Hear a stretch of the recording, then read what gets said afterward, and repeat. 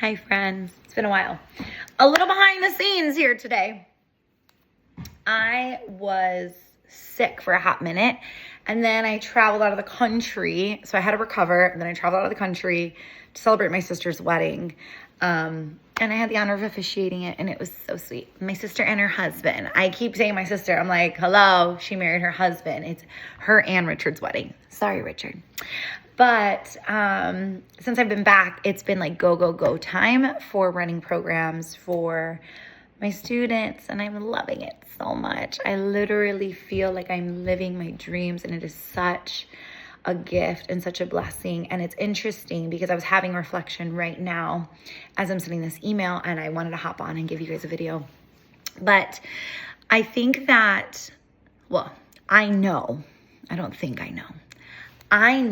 that when you take a risk to go after something you've been wanting to do, there is some type of heart palpitations you'll feel that are a depiction of the nervousness to step forward, because there is something in the back of one's mind that can be like, I hope I'll succeed.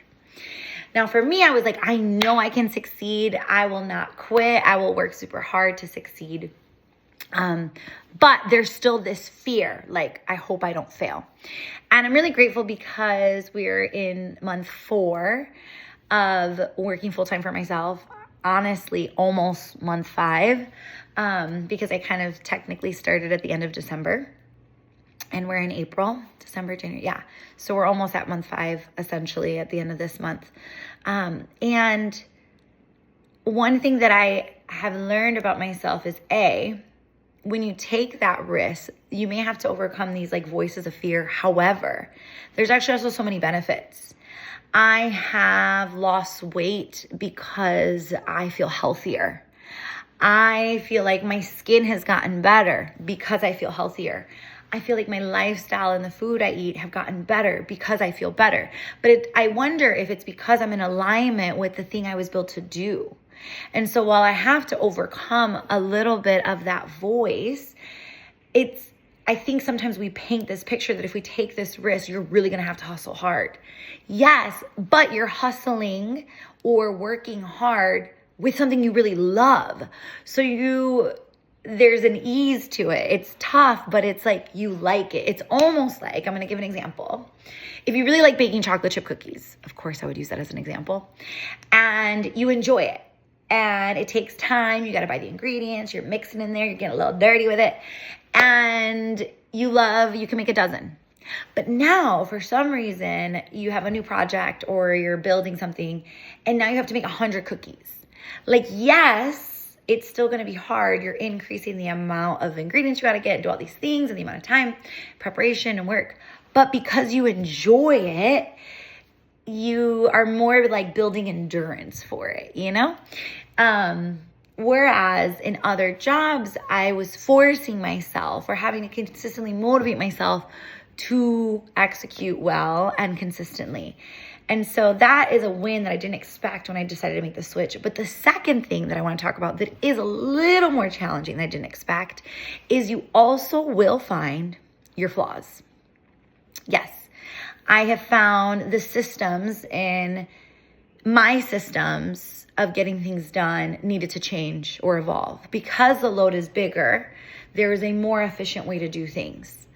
So a perfect example, like right now, I have these, I can't show you because of confidentiality, but I have now these really organized one-sheeters for each program that I'm doing. And it's like a program description, but it's my session dates, the address, the location, the times we're together, the times we're apart, and I have labeled what lessons we're going to do which weeks.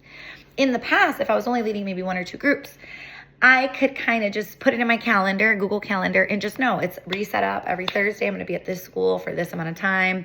And I already know week 1, week 2, week 3 is this. But now, because my weeks look like I'm in one place on Monday, which their program began a month later or in week 3 of another program. So it's easy to get confused on like, wait, which week are we in for which program and what lesson plan are we at for our guided curriculum? And so this new system has really helped me be efficient. But another thing, I'm working in different spaces, which means the curriculum, while it's the same lesson plan, the way we communicate the lesson plan has to be different. For example, like one room I work with has great access to technology. There's a screen, there's a smart board, and another space, I have no access to technology. So the curriculum, while it may be the same, the way I'm showcasing may be different. The one that has no technology, we're going to need more printouts. We're going to need more guided conversations. The setup of the room matters more. We need to put all the chairs in a circle, right? Whereas another space where we have the smart board and the students are accustomed to looking at the smart board for the direction. When I'm using the whiteboard or I'm walking around the room or doing like sit down, they're not as engaged. But when I bring a presentation to put on that smart board and they're accustomed to looking at the smart board and then taking their notes, that I have to now create presentations, right? So that they have that media aspect. Another space that I'm in is like completely different. I actually don't think I'm able to talk about that. But that space, I had to take a deep dive at every single piece of my curriculum and make sure it fulfilled what they needed for their compliance to work in that space. And so that curriculum, while it's the same, I have to kind of stick to what we built ahead of time that was approved so that I can stay within the compliance of the nature of the space that I'm in. I share all this to say that what's interesting is that A, I didn't expect this. I never expected that that's the challenges I would have. But B, I think it's just so beautiful and indicative of growth and also longevity. So if you're somebody who's a nonprofit owner or an educator, or you're doing something and you've been doing it for a long time and you're adapting and editing and changing things, I just want you to know, kudos to you. I see you.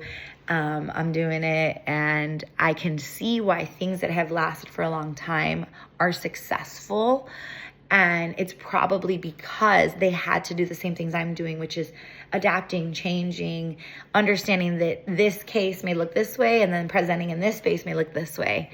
And those are some of the behind the scenes, I guess, challenges and excitement and changes that I've had to make that I didn't expect. And so if you are somebody who is thinking about taking a risk or a next step, my hope is that you follow my social media content to get the real life, the behind the scenes, and the highlight reel, because I want you to be encouraged to go after your dreams always.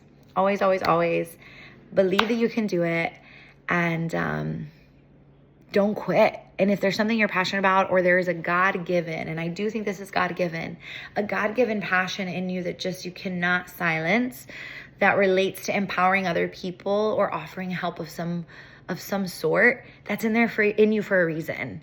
And so don't silence that or minimize that or get caught up in the rat race of just trying to pay your bills. Find a way to monetize the things that you love to do. I think that God has given you that passion and that gift for a reason. And I'm telling you, as somebody who's actually living in that space, my life has only gotten better and brighter as I've taken those risks. And yes, there are challenging seasons where maybe there's a season you're grinding and you're trying to just make money so that you can chase after the dream, and you're funding the dream till the dream funds you. But then there are also seasons where you're growing. And I just want to encourage you that you can do it. That's really all I'm trying to say. Okay, I love you. Toodles.